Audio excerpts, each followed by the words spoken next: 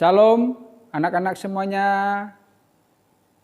Selamat berjumpa kembali dengan Mister di dalam pembelajaran agama Kristen kelas 1. Mari anak-anak kita siapkan hati dan pikiran kita untuk mendengarkan penjelasan Mister. Kali ini kita akan membahas materi kita dari bab 2. Ya. Bab 2 kita akan membahas tentang tubuh manusia adalah anugerah Tuhan. Nah, anak-anak yang dikasihi Tuhan Yesus Kristus, kita harus tahu bahwa Tuhan menciptakan manusia itu sangat unik, sangat indah, sempurna. Dan manusia itu diciptakan Tuhan berbeda dengan ciptaan Tuhan lainnya. Salah satu perbedaan manusia dengan ciptaan Tuhan yang lain ya, adalah manusia diciptakan oleh Tuhan memiliki 3 hal. Yang pertama, memiliki tubuh. Inilah yang terlihat dengan mata. Yang kedua, memiliki jiwa. Ya.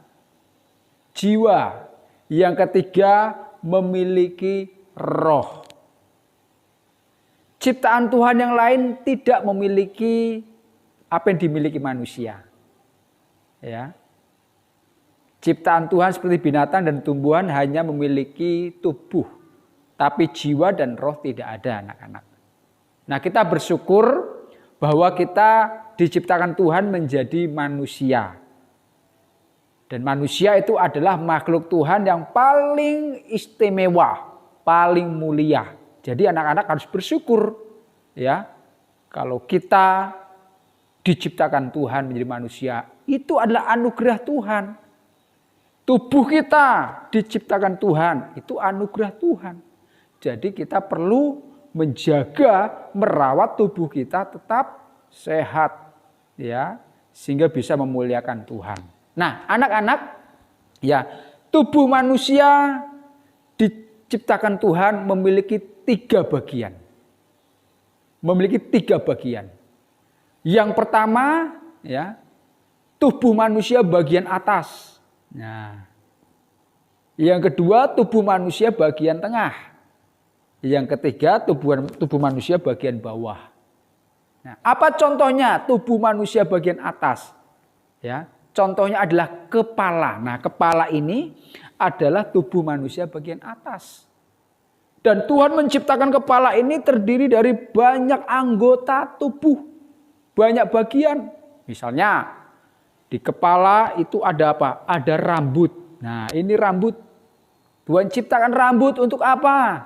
Untuk melindungi kulit kepala dari sinar matahari. Rambut untuk apa lagi? Untuk memperindah, mempercantik kepala kita. Ya.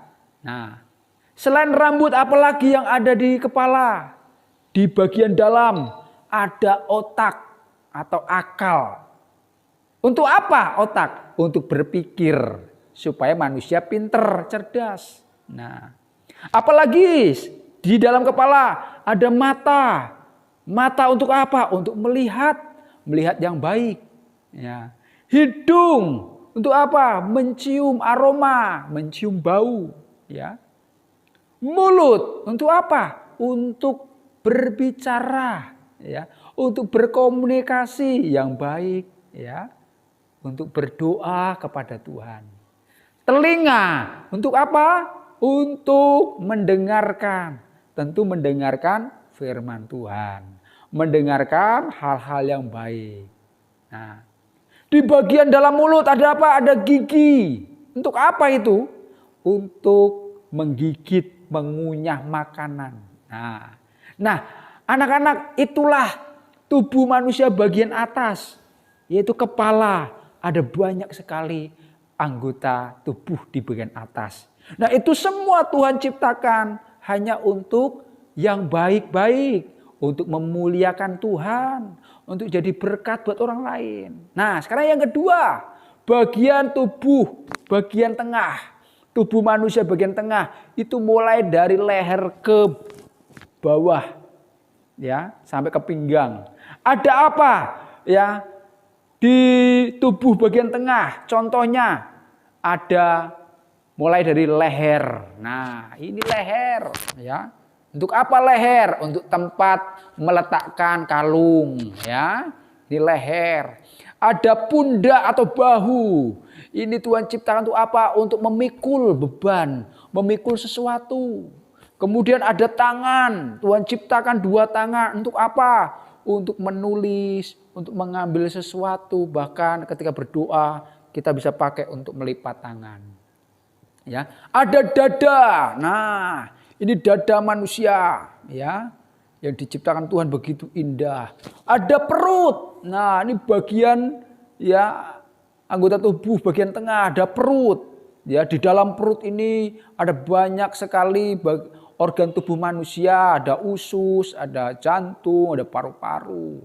Nah, dan ya, ada jari-jari tangan. Nah, ini jari-jari tangan, ada 10 jari tangan yang Tuhan ciptakan. Semuanya dipakai untuk kemuliaan Tuhan. Ya, anak-anak. Nah, itu tubuh manusia bagian tengah. Nah, sekarang tubuh manusia bagian paling bawah. Mulai dari pinggang sampai bawah. Ada apa saja? Ya, bagian tubuh manusia. Ya, di bagian bawah. Mulai dari pinggang.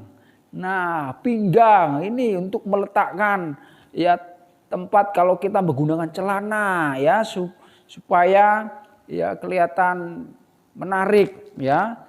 Jadi ada pinggang, ya, di mana ikat pinggang letaknya di pinggang, ya. Nah, ada pinggang, kemudian turun ke bawah ada kaki. Ya, kaki ini Tuhan ciptakan untuk apa, anak-anak? Untuk berjalan, ya, untuk melompat, dan untuk apa? Untuk, ya, lari. Nah, itu bagian kaki. Dan kaki juga ada jari-jari. Semuanya dilengkapi dengan jari-jari. Jumlahnya 10. Nah, anak-anak, ingat bagian-bagian tubuh manusia tadi. Mulai dari atas, ya, tengah, dan bawah. Itu dipakai untuk apa? Untuk memuji Tuhan, memuliakan Tuhan. Dan tentu untuk, ya, hal-hal yang baik bagi sesama manusia. Nah, bagian tubuh tadi, anak-anak, itu masing-masing memiliki fungsi, ya. Fungsinya berbeda-beda, ya. Fungsinya berlainan antara satu dengan lain. Tetapi, ya, setiap anggota tubuh tadi fungsi yang berbeda-beda itu saling melengkapi, saling, ya, membantu menolong. Misalnya, ya, mulut untuk makan perlu bantuan tangan. Nah, saling membantu, saling mengisi, ya. Ya, kemudian kaki dan tangan untuk bergerak, mengambil sesuatu, berjalan sesuatu butuh apa? Supaya tidak salah jalan, butuh mata. Nah, anak-anak, ya, semua anggota-anggota tubuh yang Tuhan berikan itu memiliki fungsi yang berbeda-beda, fungsi yang sangat penting dan saling berkaitan satu dengan lain. Nah, anak-anak sekalian, Tuhan Yesus sangat peduli dengan tubuh manusia. Sangat menyayangi tubuh manusia. Jadi jangan pernah merusak tubuh kita. Jangan pernah kita merusak anggota tubuh kita menjadi sakit. Karena kalau kita sudah sakit, tidak mungkin kita bisa memuliakan Tuhan. Tugas kita merawat tubuh. Tetap sehat dengan cara apa? Makan makanan yang sehat, olahraga yang cukup, ya. Kemudian tidur yang cukup. Nah, kalau tubuh kita sehat, Tuhan senang. Karena Tuhan sangat peduli dengan tubuh manusia, ya. Ketika Tuhan Yesus melayani banyak orang, Tuhan Yesus sangat kasihan melihat tubuh manusia itu mengalami sakit, ya. Misalnya apa? Kalau kita melihat kisah Tuhan Yesus, ada banyak, ya, Tuhan Yesus melakukan mujizat kesembuhan, ya, di mana ada orang buta Tuhan sembuhkan, mata yang buta jadi melihat, ya. Ada orang yang sakit tidak bisa berjalan kakinya, Tuhan Yesus datang menyembuhkan menjadi sembuh dan bisa berjalan. Ada orang tuli tidak bisa mendengar, Tuhan datang menyembuhkan orang tuli jadi bisa mendengar. Ada orang yang bisu, Tuhan datang menyembuhkan bisa bicara. Dan ada banyak lagi orang yang mengalami sakit di dalam tubuhnya dan Tuhan Yesus datang menyembuhkan mereka semua. Artinya apa anak-anak? Artinya bahwa Tuhan Yesus sangat peduli dengan tubuh kita. Tuhan Yesus sangat sayang dengan tubuh kita.